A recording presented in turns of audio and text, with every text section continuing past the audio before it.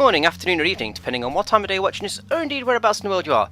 I'm MoD, and we're back at Euro Truck Simulator 2. The game has been updated to 1.5, which means it's... oh, is it 1.5.3? It's something like... it's definitely moved on from 1.4 in any case.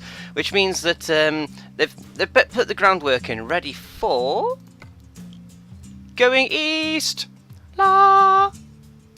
There we go, the DLC has been released. I've purchased it because I'm awesome and I like to support the indie companies. Oh, zoom out a bit. A lot of these look like country roads. I do not like country roads, and many Euro truckers across the world do not like country roads.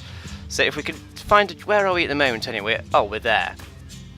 Okay, maybe we should take a quick job and just have a look around here. Or we could just... while we're here, Aberdeen. There's Bratislava. It looks like we're going to be starting the live stream from Debrecen. That's going to be quite a distance. So maybe, because this will be episode 49, episode 49 in Euro Truck, we need to start thinking about heading in a general this way direction anyway. And by the way, guys, if you'd be very, very kind enough to go to the previous video, look for the comment that asks you to give a thumbs up if you want Murtai to drive the truck in episode 50. It's on 9 likes. It needs one more before I brutally force her to drive Matilda. No. Yes. No. Yes. I didn't agree to this. No, but who said you had a choice? Me? No, you don't. No. People want you to drive Matilda. They want it to happen. But they want me to crash. Yeah. It's Matilda. She can take a few knocks. I drive her normally, for fuck's sake. You can play games. I play WoW. It's a simulator. It's not a game. That's the difference. Honest. Don't tell her it's a game. I play WoW, which is just button masher. So you want to play then, yeah? No. Yeah, you do. Of course you do. Oh, that'll get us all there quite nicely. That'll make a big video. Do we really want to do that one though? That'll get us into Poland. Is it Poland or Slovakia? No, let's sort by distance. So there we go. Murtai will love to join in. She enjoys helping her lovely darling boyfriend out. He doesn't ever ask much of her. Don't deafen me with your laughter, you bitch. Where are we going to go? Do we want to take another digger? We could do a bigger job this time, actually. Oh, bring that back, bring that back.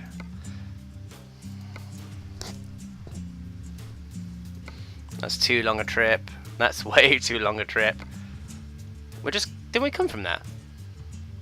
Don't really want to go to Italy anyway.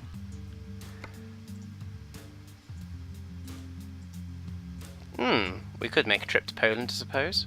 Even though we've already been there. Would it take us that long to go across Germany? Would that be autobahns all the way, or what? I can't actually tell from this bloody map. You can't zoom in for shit.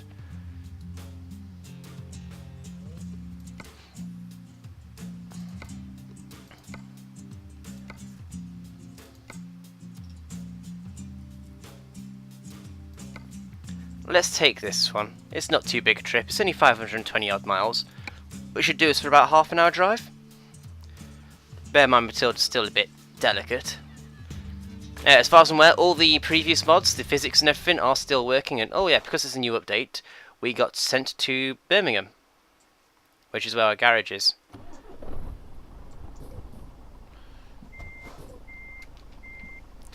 So without further ado,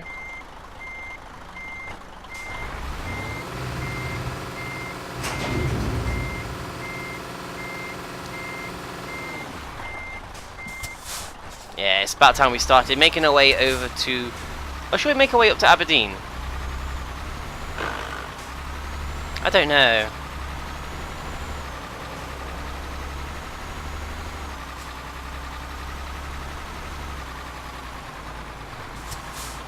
So really, we've only got this episode and one more to get ourselves over to that eastern part of Europe. Take a look at the job offer. Yep, we'll take that one.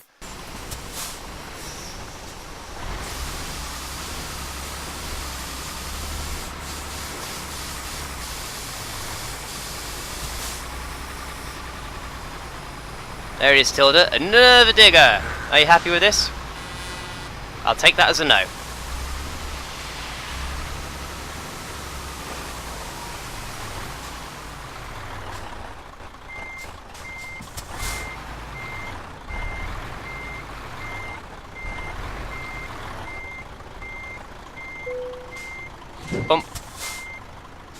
And in cab we go! Off on our epic voyage of, not quite discovery, but... Come on, Matilda, let's go! Oh, steady girl, steady. I know I want you to go, but that's a bit eager. Could do a visiting service at some point, actually. We've got enough money, I reckon, to repair you, but I think if we could try and get through this trip without damaging you, save the money a bit.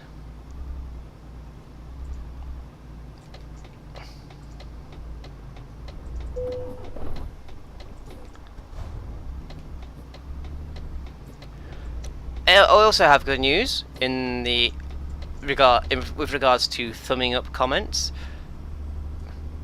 There's a comment that I put on asking people to leave a thumbs up if you want me to attempt a free episode no sat-nav run as suggested by DF, and that's already on 9 thumbs up, so it looks like I'll probably do that one after the live stream now.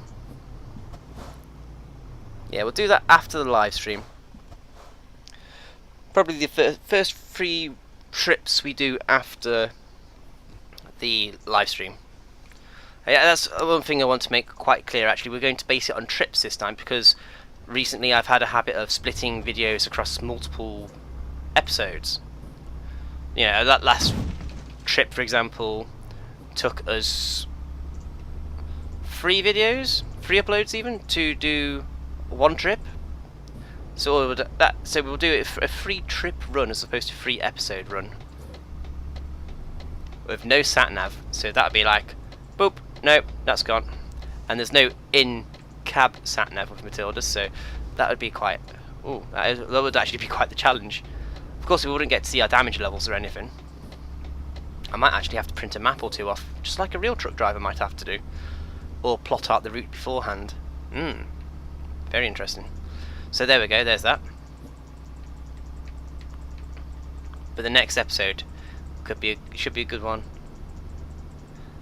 I said this is 48 earlier, didn't I? We're on episode 49 of Euro Truck Simulator 2. Next one's number 50. Oh, I know what else is missing here. I thought something was a bit off. There we go, our mirror is back.